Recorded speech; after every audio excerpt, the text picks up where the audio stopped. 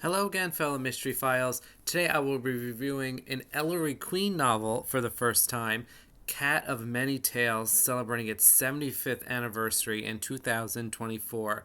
And I know some of you are not familiar with Ellery Queen or even fans of Ellery Queen, but I think this book is a must read. A Cat of Many Tales is, to me, one of the best written mysteries of all time. I'll get into why it wasn't number one when I ranked every Ellery Queen novel later, but I would give Cat of Many Tales a 10 out of 10. I consider myself a pretty strict judge when I assess these novels, and I would not normally give perfect scores if I were to rank with a numerical score. So a 10 for me is very rare. And I think more than anything, this book demonstrated the cousins are good writers, not just good at plotting a mystery, but superb in the skill of writing in general. And as a reminder, when I mention the name Ellery Queen, I'm referring to the fictional character. The authors of these books use the pseudonym Ellery Queen. So when I want to refer to the author of the book, I will simply refer to them as the cousins to avoid confusion. Frederick Dene and Manfred Bennington Lee are the two cousins who made up Ellery Queen, the author pseudonym. And the way my reviews work is that I will have a spoiler free summary mixed with commentary up until the point major spoilers appear, at which point I will warn you the spoilers are coming so you can back out if need be. And from that point forward, spoilers are fair game. And before I begin, make sure you like and subscribe to keep up to date with the channel. Cat of Many Tales begins with a very short chapter in which our third person narrator introduces us to the multiple murders of the cat.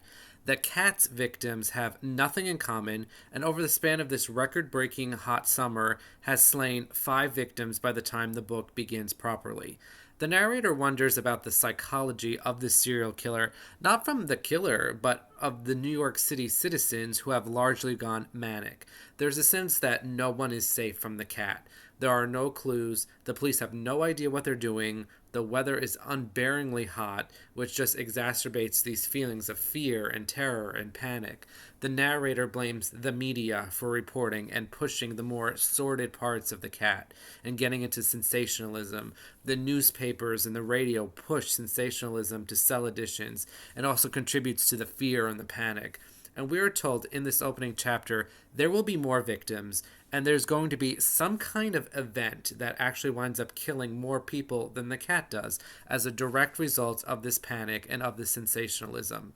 Cat of Many Tales is such a fantastically written book from start to finish, and it's a long book, but the action and the suspense never let up. It's not my favorite Ellery Queen, but in terms of strictly the writing, I think this may be the best. Although I did not rank it number one because that's only one factor when I assess books. But by the time the book starts properly, we are with Ellery. It's the end of August, and the cat has murdered 5 people since the beginning of June. Ellery is only vaguely aware of this phenomenon because in the previous novel, 10 Days Wonder, Ellery flubbed the whole thing and it left him traumatized and uninterested in crime solving. And this is not the first time this exact thing happens to Ellery, and it will not be the last either, but it's just so hot in the Queen apartment that Ellery sits around in his underwear all day and he can't even type his stories because his fingers slide off the typewriter keys. Inspector Queen arrives home from work with the news that he's been promoted, in air quotes, to the lead on the cat case. He was not previously working on these murders, but as New York City's finest police detective, he's been put in charge against his will. He does not want this case because it's too much of a burden, and he really begs Ellery to help him. And if you're not familiar, Ellery is really the one who solves his father's most difficult cases, but the inspector is the one who gets the credit. Inspector Queen catches Ellery up, and the reader as well, on the 5 victims thus far. The first was Archibald Abernathy, 44, who was wealthy but a loner. The second was Violet Smith, 41, who worked as a prostitute. She was not rich, but worked hard for what she had. The third was Ryan O'Reilly, 39, who was a married man with lots of children. He was broke and worked 2 jobs for a meager living. The fourth was Monica McKell, 37, who was a party-going socialite.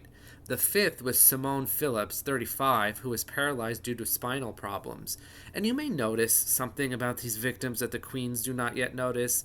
It's actually a very good obfuscation because the reader and the characters spend the entire novel looking for something that these people have in common, when it's really something that they don't have in common that's important, at least in this initial setup. And like I said, these five victims are totally different in almost every way imaginable. The men were murdered by strangulation with a blue silk cord knotted after the fact, although Ryan O'Reilly apparently was also struck on the head to be stunned because he fought back. The women were murdered also by strangulation. However, they have a salmon cord knotted after the fact. These five were murdered in different places, in different situations. Some were caught up by surprise. Some seemingly expected the killer. One cartoonist for The Extra has drawn a comic of a giant cat with nooses for tails, and every time a new victim appears, the cat cartoon reappears with an additional numbered noose. This cartoon, which graces the cover of the original edition, which you can see in the backdrop for this video and as the icon for this section, is one of my absolute favorite book covers of all time. It serves multiple purposes. It creates fear, it creates sensationalism, it sells newspapers, and it mocks the police. Ellery is tentatively interested, not because he's actually interested in these murders, but because his father is having a very difficult time with it, and the father and son are extremely close. Ellery tries to find some connection between the victims, but there just isn't anything that connects them. The only thing Ellery can come up with is that all the victims were strangled at night, with most of them being in situations where the cat had to have at least some knowledge of their whereabouts and their routine. There had to be some planning involved, despite Inspector Queen's claim that these murders are random. Just when the Queens end this conversation, we learn there's been a sixth victim, Beatrice Willikins, 34, who was murdered when she took her elderly father to a Harlem park to cool down. And this murder is the one everyone has been both dreading and anticipating. The first five victims were white, but Beatrice is black. And there is a fear, particularly from the mayor, that this is going to lead to race riots. And the subsequent sequence, it is very short, but it is rather uncomfortable as it talks a lot about race and does not contain the best descriptions of people of color. I mean, we're told Beatrice is basically a saint because she works with, quote, the degenerates of New York, unquote, who are all listed as people of color. Not great, but shockingly, this is actually better than some of those earlier Queen novels, which were very gross in terms of racial discussions and depictions. And in Cat of Many Tales, these comments are in the narration directly. They do not come from Ellery or his father, which is a welcome change. In fact, the Queens sort of take an opposite point of view than the narration does. And this passage involving the investigation collaboration between the Queens and the local Harlem police is probably a very accurate depiction of something that would have happened in 1949 Harlem. It's certainly uncomfortable, but I think it's probably true to life. And again, none of the bad comments are in the mouths of the main characters, which is an improvement. The narrative focus shifts a little bit here to the mayor of New York, who is under a lot of political pressure, and he hates the press.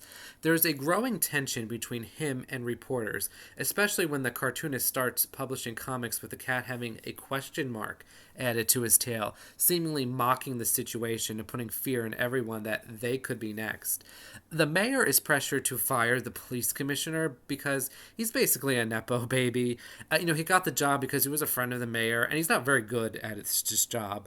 The rank and file members of the police are also growing frustrated with the mayor and the commissioner because they're not being provided with any direction or any inventive skills. They feel they are getting blamed for everything going wrong. So the mayor decides to skirt this issue by appointing Ellery as sort of head of a special unit to catch the cat.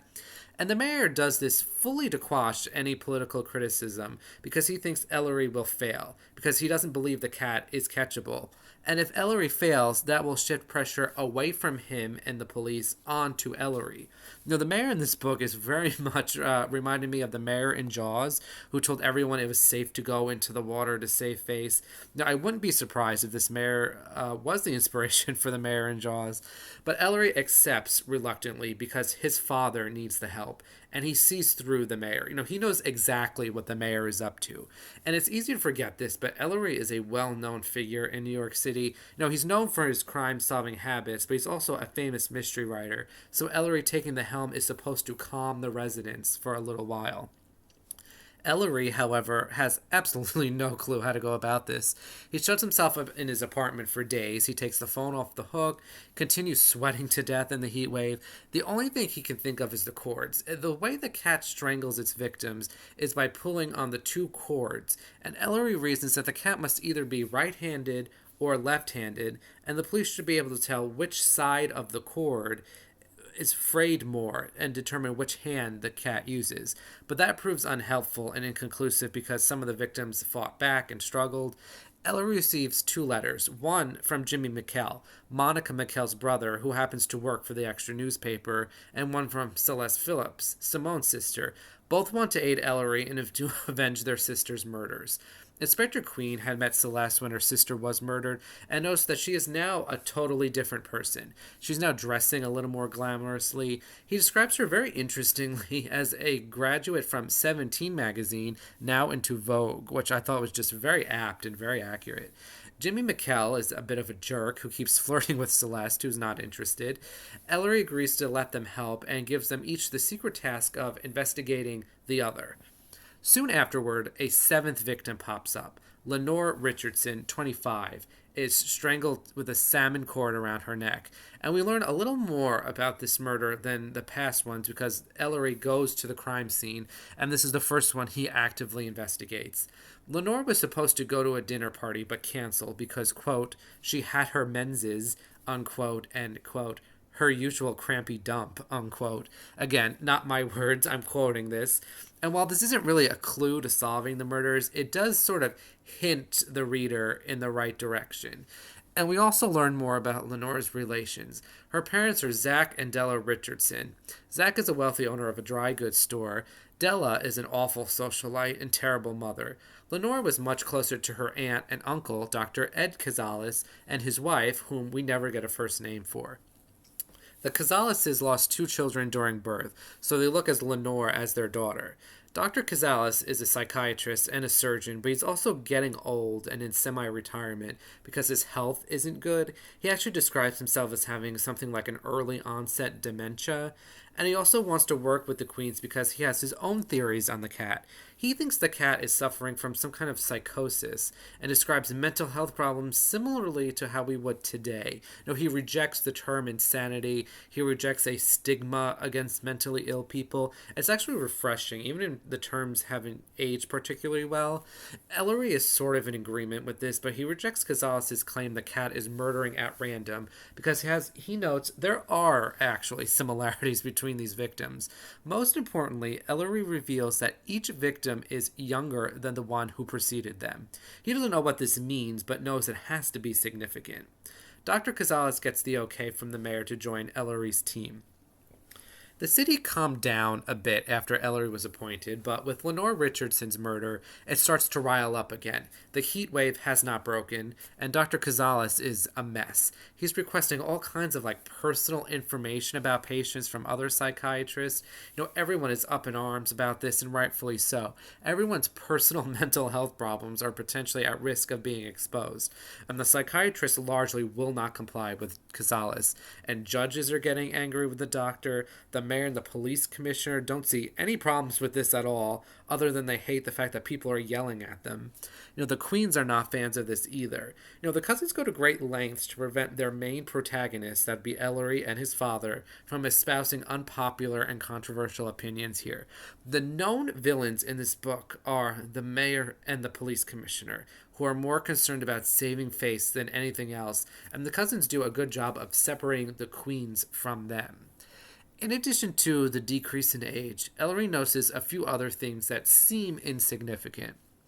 First of all, of the 7 victims at this point, 6 of them are single and have never been married. Only Ryan O'Reilly is married, while none of the 5 women were ever married. And this is such a brilliant obfuscation here. I won't get spoilery because this is still the non-spoiler section, but what a genius clue this is. In addition, all the victims have a phone and are listed in the phone directory. This seems insignificant, but as Dr. Cazales previously suggested, the victims were selected at random from the phone book. Again, this is another great piece of obfuscation. The way this mystery is crafted is superb. I would argue this book is a top 10 written and crafted mystery of all time. It is nothing short of genius. Jimmy McKell reports to Ellery about Celeste. Celeste is not actually Simone's sister, but a distant cousin who was raised alongside Simone as a sister. Not only that, Celeste inherited quite a bit of money from Simone because Simone's father had hidden money away before the stock market crashed to avoid total bankruptcy. This is the very first motive revealed in any of these murders. And Mikkel confesses that he is in love with Celeste and wants nothing to do with Ellery because Ellery began suggesting Celeste murdered her sister. And a bit of a nod here to Agatha Christie and her very similar novel, The ABC Murders, and slight spoiler here for that book, but Ellery basically spoils the entire premise of that book by telling Jimmy about his ABC theory of multiple murders, where one person wants to murder one other person, but hides that by murdering other random people. Jimmy even refers to Ellery here as using his gray cells, a big nod to Agatha Christie. Actually, we do know Christie named the cousins as her favorite American author of mystery novels, as she liked what they were doing in their books. She really, the cousins take such a different tone and point of view to mysteries than Christie does, and Christie really respected that. She found their works interesting. And Celeste also arrives to spill what she learned about Jimmy. Jimmy also has a motive for murdering his sister Monica because they had a rich grandfather who left everything in a trust to his two grandchildren. Monica, being older, has already started collecting the money, but Jimmy is much younger than Monica and hasn't. And with Monica dead, Jimmy gets all of that money now. He does not have to split it. Ellery is once again lost and meets up with Sergeant Velli, who is Inspector Queen's right-hand man. Sergeant Velli usually has a much bigger role than he does in this book, but here he's really just has a few cameo appearances. He's a giant man. He's all muscle. He's huge, and he's representative of like the typical blue-collar New York, where Ellery is more like the intellectual side of things. And Sergeant Velli tells Ellery that he sent his family out of New York City. He won't say why, but it's clearly because he's afraid for their lives. He's just too macho to admit that. And he also tells Ellery he noticed a pattern when mapping out the locations of the murder scenes, and he thinks the next murder victim will be found in the Bronx, not in Manhattan. And Ellery warns him to be wary of patterns, as he too noticed other patterns that wound up not panning out and were broken. The mayor, again, is frustrated with the lack of progress. Dr. Cazales' research is going nowhere. Ellery, his father, and the doctor are at their wits' end. They're run down. Meanwhile, the mayor and police commissioner are totally useless, complaining about the lack of progress. The mayor is actually described in the scene as sitting in his easy chair, relaxing, while he's moaning about everyone else who has been working nonstop for weeks. The mayor goes on and on, complaining about how no one is doing any work outside the city, even going as far as to ask the others to start investigating into Connecticut and New Jersey. And the police commissioner has to explain to him that the New York City police only have jurisdiction within New York City. And Mrs. Cazales is increasingly upset because her husband is going to give up and he doesn't care about Lenore. Things really come to a head with this lack of progress in mid-September. Keeping in mind, the events have been going on for weeks in the summer, and it's still very hot. Small vigilante groups start to form under the guise of a neighborhood watch, and the cousins do another very good job with this. They make it clear the citizens' frustrations and the lack of progress is to be blamed on the mayor and the police commissioner, and on the other citizens, not on the police department or the Queens. But these vigilante groups are causing a problem by enforcing their own rules and setting up their own quasi-police forces. People are being armed who probably shouldn't be armed. The propensity for nonsensical and accidental violence is very high. And these groups that form are chillingly familiar, I think. And these groups pop up every now and then, and they portray themselves as sort of like heroes and patriots, but, they're really just powder kegs ready to go off, and that's basically what happens here. The mayor hates these groups, as do most people, but the mayor hates them because they make him look bad, and because they blame him for the lack of progress on the case. as well as, an increase in other crimes. And we were told violent crimes are spiking across the summer because of the heat and everyone is on edge. It's not just the cat murders. There's looting, there's, rioting, there's all sorts of things going on. The mayor doesn't seem to recognize the danger these vigilante groups pose to public safety, only the threat they pose to his image and reputation. Jerome Frankburner is the leader of one of these committees, and he invites the mayor to an event at Metropole Hall, and the mayor stupidly agrees to this despite everybody warning him this is dumb, both for the mayor's career and for public safety. And what do you know? Ellery and everyone else is right. And this scene of the public meeting, to me, is one of the most iconic passages in detective fiction. It is so well written and so emotionally evocative. It is fantastic. But in the short order, Frank Burner hosts this meeting of public safety, and in putting public safety here in air quotes, where he basically just takes the opportunity to rip into the mayor over the lack of progress in catching the cat. And he, too, is careful not to blame the police. The mayor is not well received, but Ellery is paying closer attention to the audience. There is a palpable fear in the room. There are over 20,000 people crowded into this steaming hot, it's almost a sauna. It's so crowded, there's no sitting room. People are like cramming into each other, squeezing in, they're bunking into each other, and then it happens. A paranoid woman screams, the cat, because she was bunked into. And in short order, mass hysteria explodes.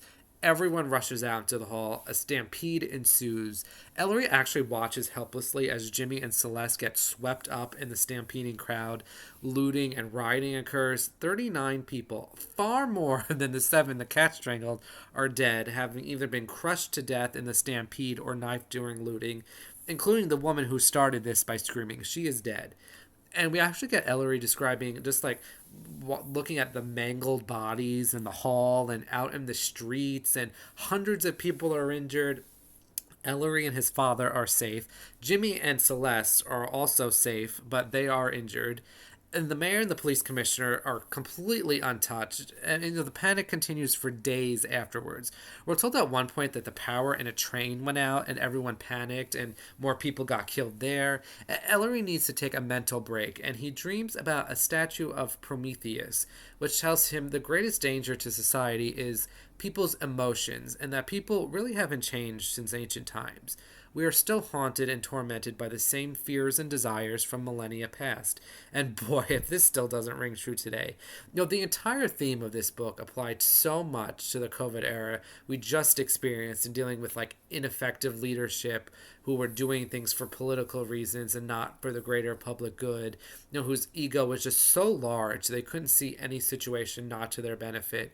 We also have the sort of stupidity of the average person who thought they knew better than the experts and wound up causing more damage than the actual problem did.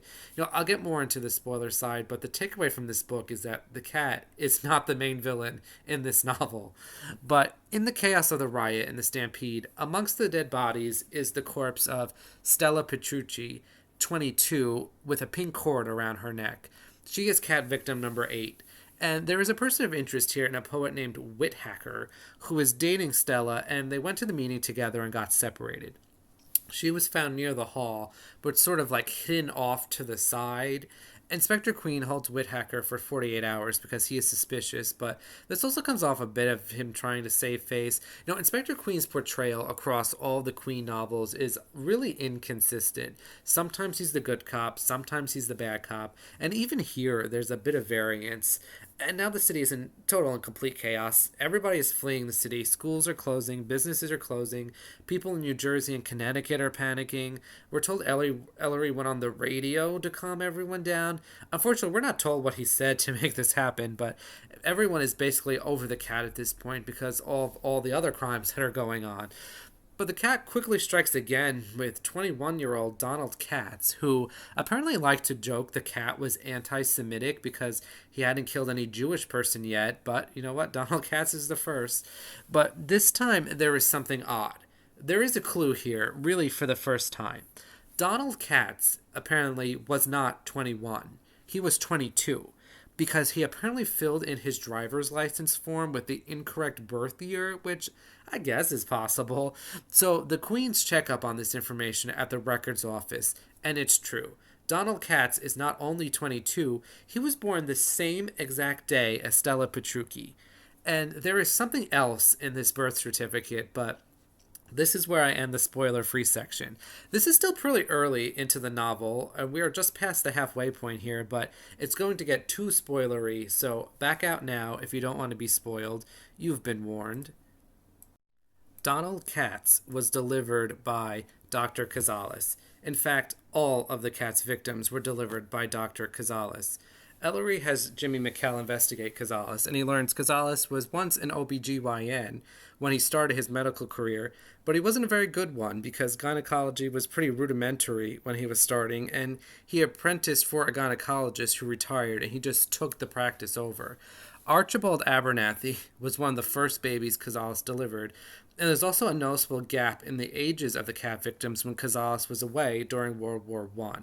Moreover, Cazales recently had a breakdown after his own children died in childbirth, and he blamed himself. He went to see a famous psychiatrist in London and came home to study psychiatry. He's recently had another breakdown, which spurred his retirement.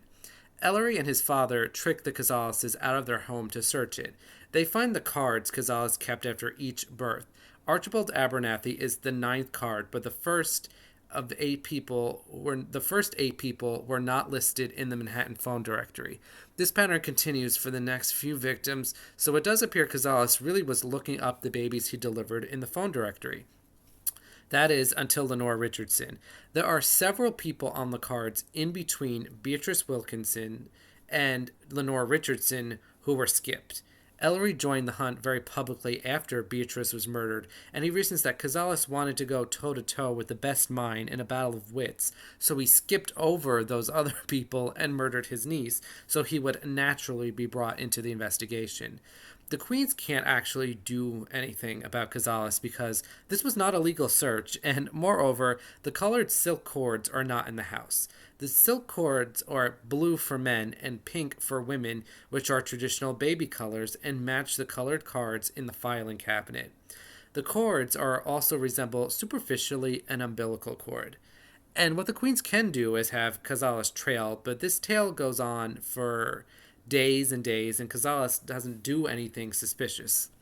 The Queens also determined the next victim would logically be the next baby Cazales delivered who appears in the phone directory. That person is Marilyn Stomes, 21. She lives with her family but runs a typing business from their apartment. Ellery sends Celeste Phillips undercover as a nurse to one of Stomes' children who needs a nurse because he was injured. Jimmy is angry Ellery would put Celeste in danger, but she doesn't really mind at all. And she does find this job tough because the Stomes are such nice people and they're being kept in the dark, and she feels bad about scoping out their phone calls and mail. But days and days pass, and Cazales has not gone anywhere near Marilyn Stones, and Ellery's doubts start creeping in. He starts worrying that he screwed everything up and innocent people are dying because he botched yet another mystery. But eventually, Celeste reports Cazales finally made contact with Marilyn. He called under an assumed name, asking Marilyn to come pick up a manuscript for typing. The next day, Cazales shows up to the Astor Hotel, where he told Marilyn to meet him. However, he never makes contact with Marilyn. He stalks her around for a little bit and leaves without saying anything to her. The next day, Inspector Queen gets a call from one of his underlings. The Cazaleses and the Richardsons are preparing to leave New York. They follow them to the train station where they're about to board a train for Florida, but at the last minute, Dr. Cazales does not get on the train, but his wife and the Richardsons do. One officer overheard Mrs. Cazales complain about going, but her husband seemingly forced her onto the train. Ellery comes to the conclusion that Mrs. Cazales was probably onto her husband as the cat, and her worrying about both the cat and his health makes her a liability, so he sent her away. Cazales wastes no time in stalking Marilyn Stones, even to be as brazen as to follow her in broad daylight and call her again under his assumed name. Cazales is under 24/7 supervision, and he appears to be growing frustrated because Marilyn does not really leave her house because she's too busy with her work. She does leave one foggy night, and Celeste makes the mistake of going with her to store to purchase some paper. This appeared to scare Cazales off because he may have recognized Celeste, which is exactly what the Queens did not want to happen. Celeste sees Marilyn home and meets up with the Queens and Jimmy for their regular meeting, where Inspector Queen really slams into her about what she did. He does go a bit overboard here. It's that bad cop in him coming out. But then Celeste goes home, and Jimmy suddenly realizes that Celeste was wearing Marilyn's coat. And they all run out and catch Dr. Cazales strangling Celeste with a salmon pink cord. Ellery and Jimmy beat the living daylights out of Cazales, but Celeste is safe. She is unconscious and lacerated, but she fought back, keeping her hands around her neck, which made it difficult for Cazales to strangle her. This is a bit of redemption for her to make up for her mistake. I don't necessarily think the redemption she suffered was equal to the mistake she made, but whatever. And Cazales almost chokes to death on his tongue, which leads to more than one occasion of the use of the phrase, "cat got your tongue," but he admits to being the cat. He says he purchased the cords when he was in India, and the man who sold them to him said they were strangulation cords used in ritual murders or something like that, and his wife didn't know anything about this. Cazales largely does not defend himself at all and is resistant to utilize the lawyer his wife provides for him. New York City slowly heals, and things gradually return to normal. People are more comfortable and feel secure.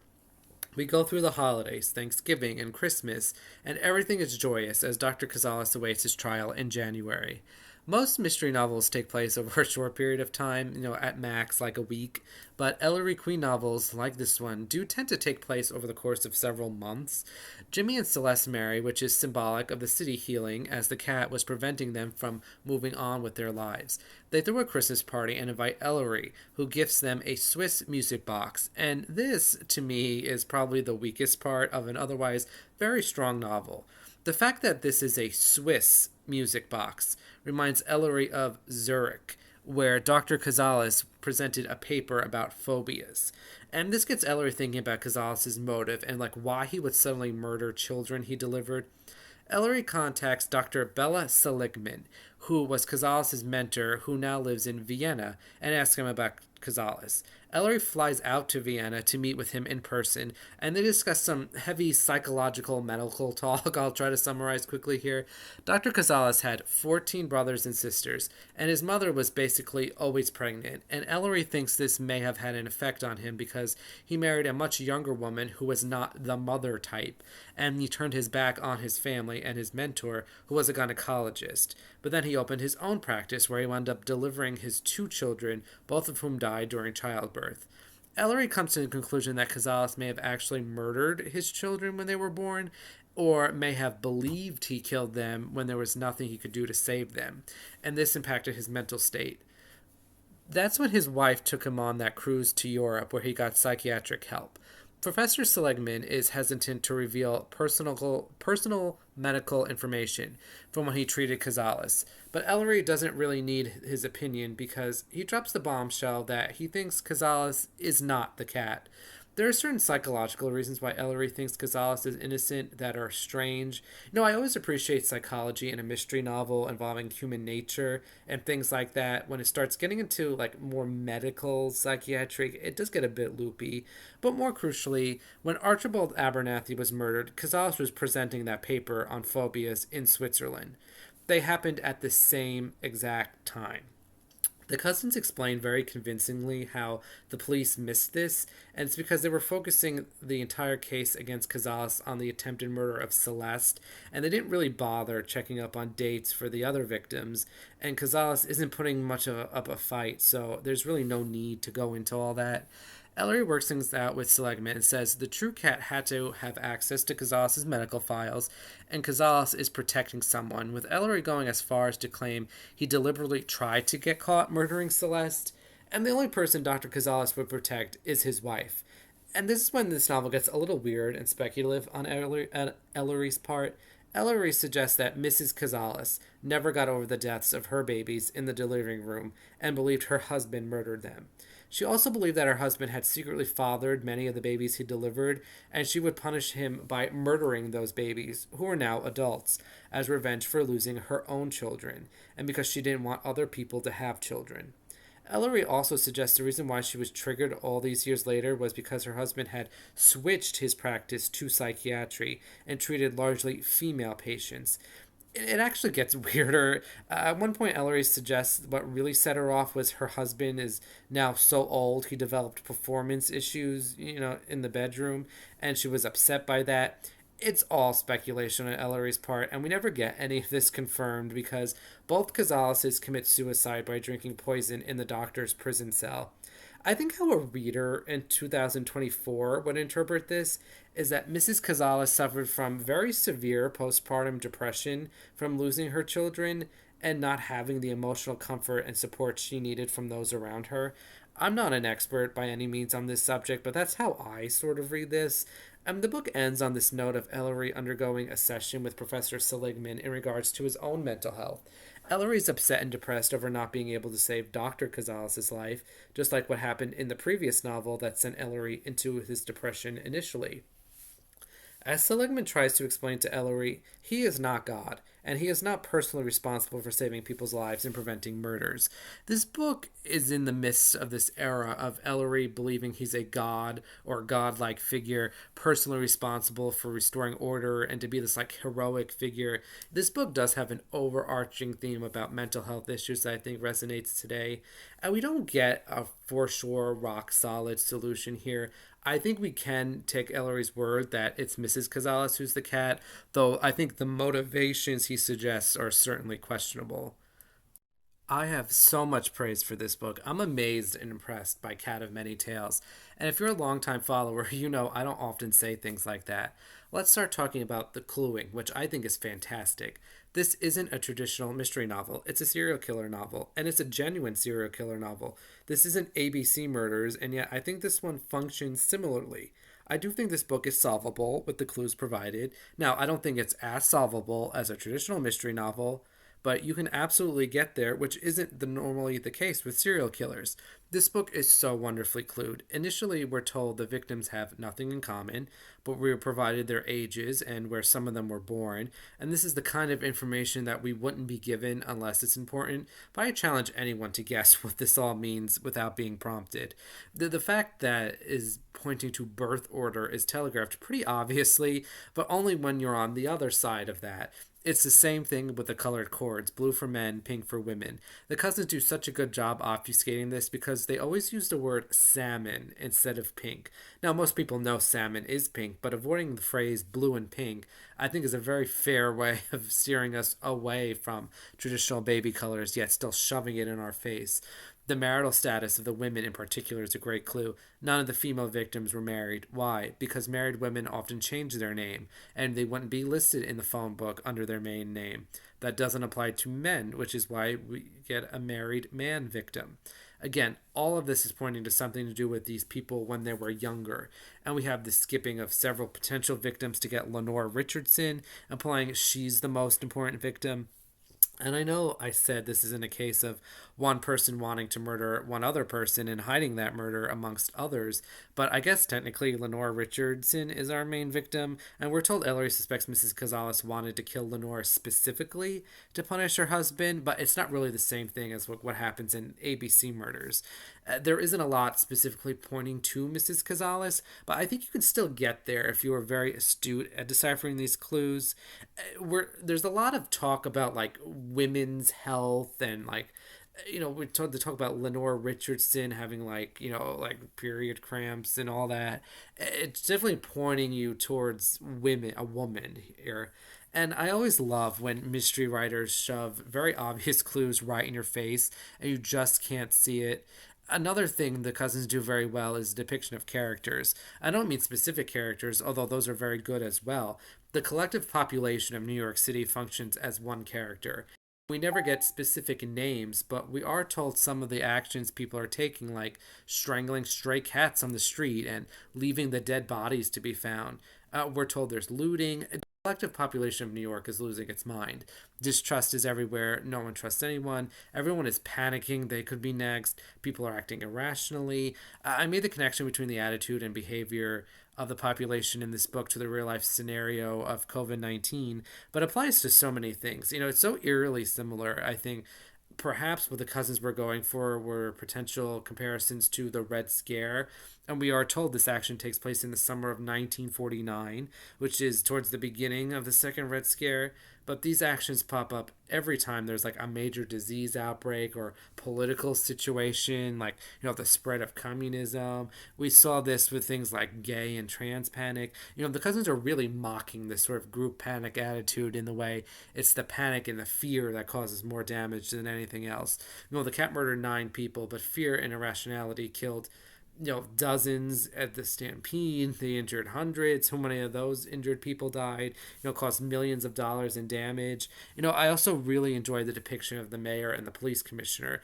I don't know if this is in every edition, but my edition ends on a note about names, where the cousins make clear the mayor and commissioner are not based on any real people, which is very amusing because in 1949, both the commissioner and the mayor of New York City were caught up in corruption scandals, but that appears to be a coincidence. And for all intents and purposes, these two men are the main villains of this novel. It's not the cat whom the reader has a lot of sympathy for. It's the mayor whose first name is Jack and the police commissioner whose first name is Barney. And the cousins make very clear the public hates these men not because they failed to catch the cat, it's because they're so transparent about protecting themselves above all else. I'll talk more about them under characters, but they come across as some of the most despicable villains in any mystery novel, especially amongst those who didn't actually kill anyone. And there's so many things to praise about this novel, and I think the setting is great. I'm sometimes critical of the Cousins setting because most of these books are set in New York City, so we don't often get a lot of setting the scene because it's usually the same scene, but they do such a fantastic job with the heat wave and the little details like how Ellery's fingers slide off the keyboard, the typewriter keys. It really feels oppressive on the reader. I also applaud this novel for its unusual and sympathetic look into mental health, both whom Ellery and Mrs. Cazala suffer. The cousins sometimes, not always, but sometimes have a theme of like society letting the murderers down, in the sense that society here failed Mrs. Cazales, and because of that, it led to her becoming a murderer. This is probably the most extreme and poignant use the cousins make of this, but the use is in multiple novels, and other ones like The Last Woman in His Life and Inspector Queen's Own Case. It's a very modern look at things that shows quite a bit of progress. Some of those early Queen novels, like The Roman Hat Mystery and The Dutch Shoe Mystery, are incredibly offensive with racist content and sexist remarks. This is a softening and a progression of views that is appreciated. The queens themselves are removed from all the bad stuff. They don't espouse the same abhorrent views they had, about black New Yorkers that they did in previous novels. I have very little negative to say about Cat of Many Tales. Now, I did rank this number 7 of 33 Ellery Queen novels, which is top tier in my opinion, and I wouldn't change that. I think this book is technically the best, but I think the 6 I have above it are just more traditional mystery novels that are also very good and more entertaining. I think the biggest issue I have with this book, and not that it's an issue at all, but it's merely a personal preference. Cat of Many Tales is a very heavy, dark read. This is not desert island reading. I don't mean to say it's boring or whatever, because it's not, but because of the style of novel this is, it lacks that sort of satisfaction you get when all the puzzle pieces fit in place after the big reveal. But I don't want to judge this book on a standard this book doesn't even meet. Like, I wouldn't judge a mystery novel using the same criteria I would to assess a sci-fi novel. I just wouldn't do that. And I think the ending is, again, good, but not one I would have preferred. It's just such a different tone and setting from the majority of the book. Ellery is now freezing in Austria, and it gets a little medical and scientific in tone, that isn't exactly appealing. And to be fair, Dr. Seligman warns Ellery and the reader to be careful about making assumptions when using psychology, because neither of Ellery or the reader, or most readers, are psychologists, and we don't really know what we're talking about. I think the ending works, but I don't think it's necessarily ideal.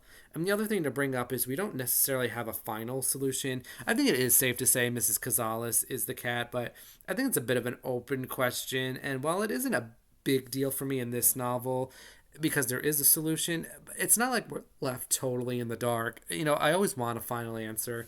Now, we know Dr. Cazales couldn't have killed Archibald Abernathy because he was in Switzerland, but I think Lenore Richardson is certainly one he may have done. It doesn't really make sense for Mrs. Cazales to skip a bunch of people to get to her niece, while it does make more sense for Dr. Cazales to do it.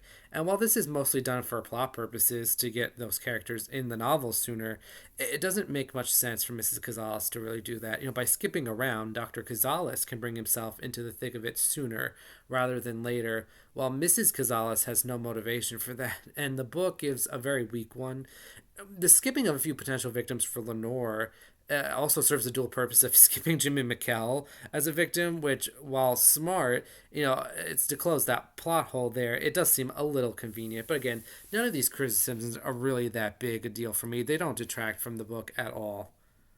Let's move into characters, starting with Ellery. This book lacks a bit in terms of the fun Ellery content, but this isn't a fun book. Ellery begins extremely depressed over the events of the previous novel, 10 Days Wonder, in which he failed to prevent some really awful things from happening. That's all I'll say about it. And that is sticking with him months later. We see this a lot from Ellery, where he messes up a case and it affects him deeply, and he often needs another case to solve to achieve redemption. The things that separate Ellery from other detectives is that his storylines continue from novel to novel. And yes, each novel is basically a standalone in the sense that you don't need to read the past novels to make sense of the current one, but there's an overarching storyline to him that comes in sort of eras. And this is the era of Ellery playing God and thinking he has some divine right to prevent deaths and bring about justice, and that the fate of the world, or at least the fate of Manhattan or Wrightsville, is solely in his hands. Ellery is very moody in this book, and that's a temperament we often see from him. He is a writer, and we're told writers are temperamental, but we don't have a lot of like quote unquote bro stuff Ellery likes to exhibit from time to time. I think the tone of the novel matches Ellery's personality here appropriately. We can feel Ellery just mostly checked out during many parts of this investigation, as he's reminded of 10 Days Wonder, and he can't focus on what he's doing. It's not just the heat. Ellery's very slow and reserved with information here, which is something we also see a lot from him. And when he makes mistakes, he tends to get this way, and he keeps like his cards close to his chest because he was humiliated about his failures, because again, he has something of a god complex going on, and he shouldn't be failing and making mistakes. Now, I said previously I didn't think the ending was satisfactory, but that's from the mystery standpoint. But it is satisfactory from the Ellery content standpoint. Ellery found someone who A, can help him, and B, is willing to help him.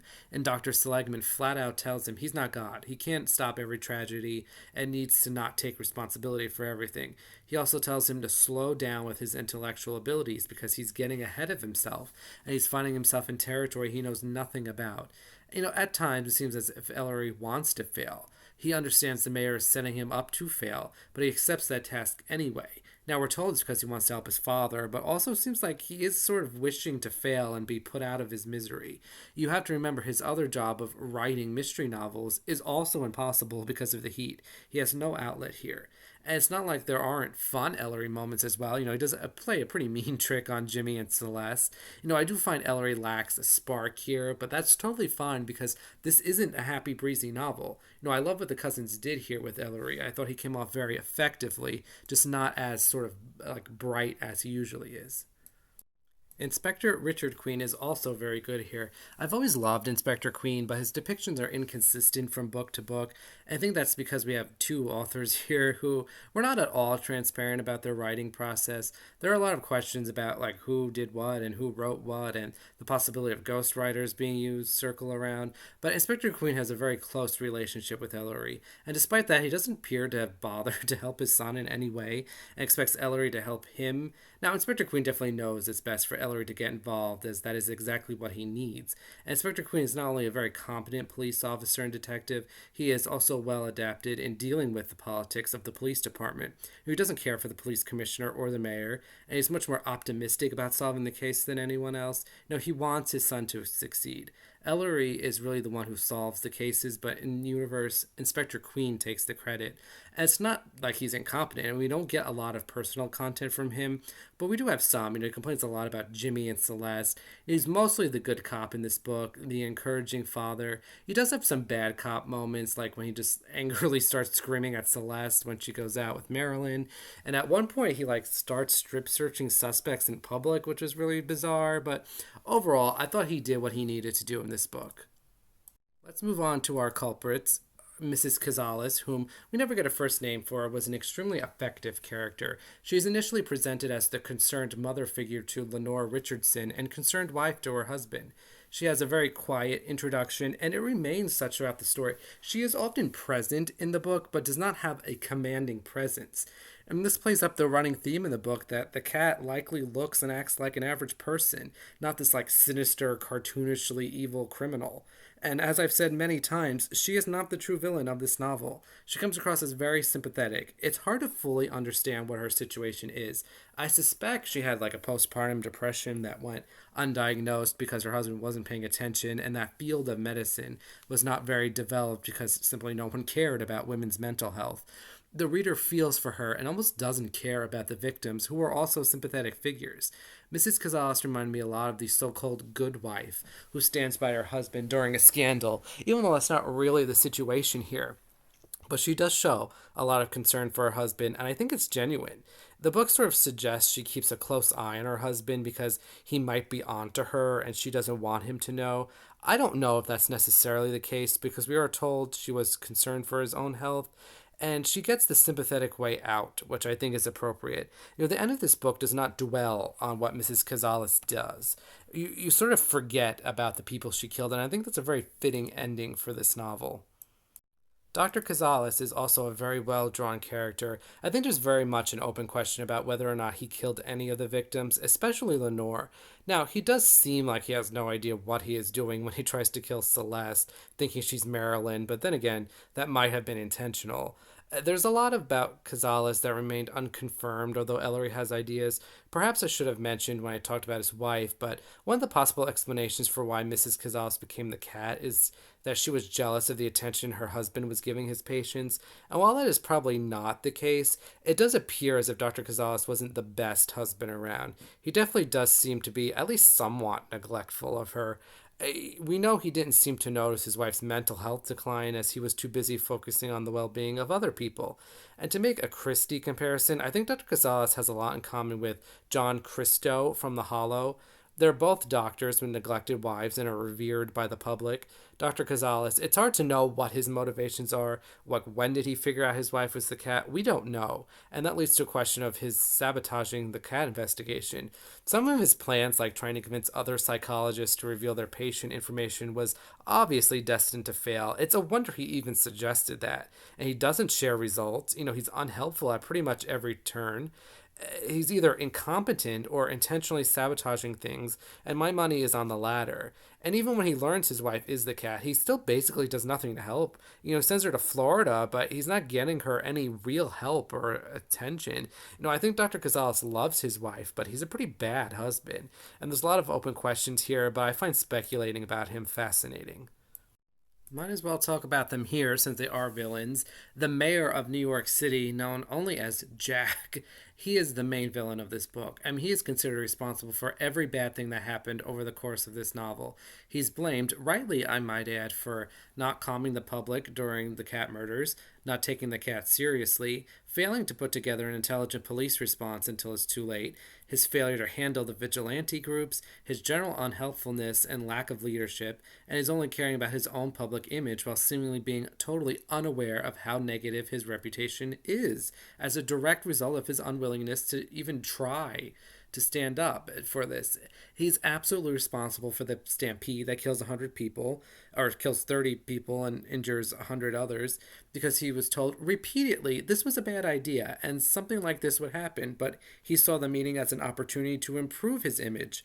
And we know this is politician a lot. They are everywhere.